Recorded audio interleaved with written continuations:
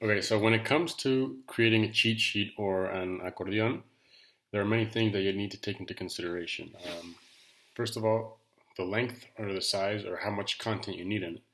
If I were to create an accordion, which I never have and I never will, of course, then honestly, all I would put are some keywords or a short thing because you can't take a whole notebook or a whole big old paper with you because you need to be really discreet about it. So you have the subjects that you know that you aren't very good at, you put them in a very small paper, you put some keywords just to remind yourself.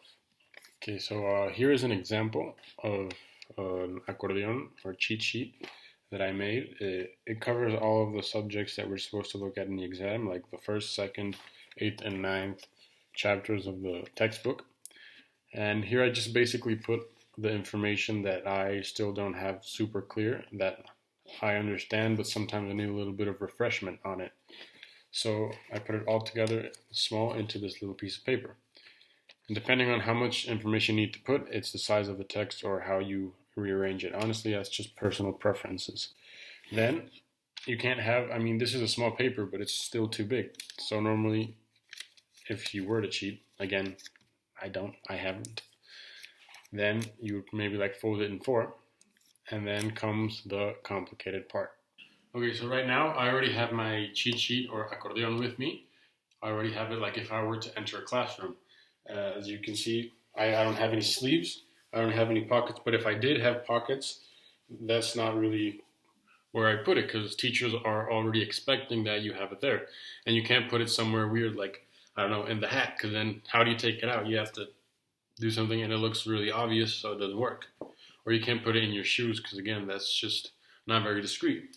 So the way that I would do it is if you put it right here with the like elastic thing of my pants and my underwear, it holds it together, it keeps it in place.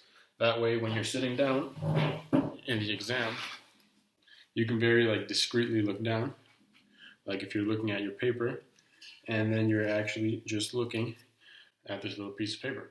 And now pretend that a teacher they're suspicious of you and they think that you're using a cheat sheet.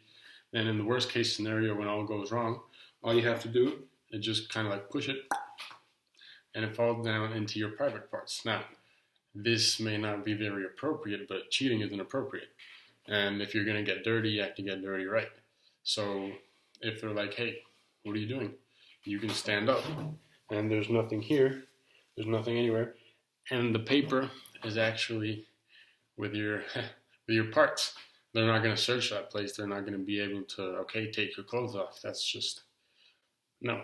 I mean, if it's only a suspicion, then they have nothing against you, and it is safely right there. And if you need to look at it again, I mean, you can, scratch yourself like, and then you have the cheat sheet again.